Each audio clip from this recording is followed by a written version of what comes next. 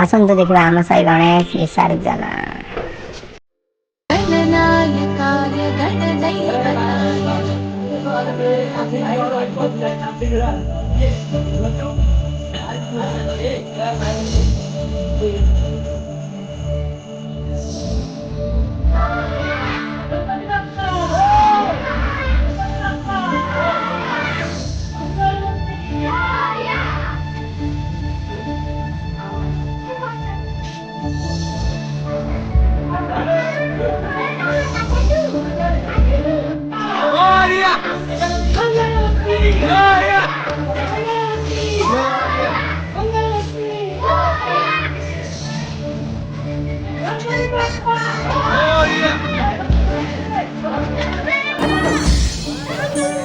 गानचतुराय गानप्राणाय गानान्तरात्मने गानोत्सुकाय गानमत्ताय गानोत्सुकमनसे गुरुचिताय गुरुदैवताय गुरुकुलस्थायिने गुरुविक्रमाय तुल्यप्रवराय गुरवे गुणगुरवे गुरुदैत्यकलक्षेत्रे गुरुदैवसखाराध्याय गुरुपुत्रपरित्रात्रे गुरुपाखण्डकण्टकाय।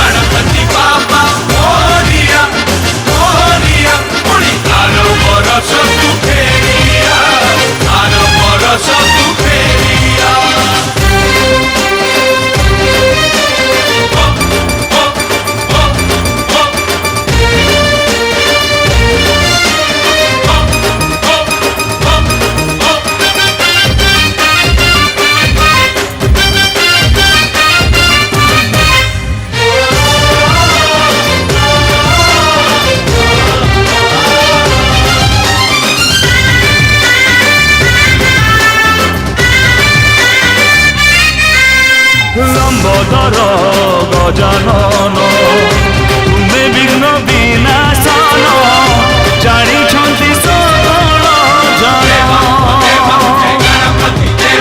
ব্রহ্মা বিষ্ণু মহেশ্বর সবু হুঁতি প্রসন্ন কলে থরে তুমকু ধ্যান তুম কৃপা ঘেনি মূর্খ হুয়ে জ্ঞানী কিয়ে হেব তুম ভলিয়া हो जय जय गणपति बापा मोरया मोरया पुणी आरो बरो सबु फेरिया आरो बरो सबु फेरिया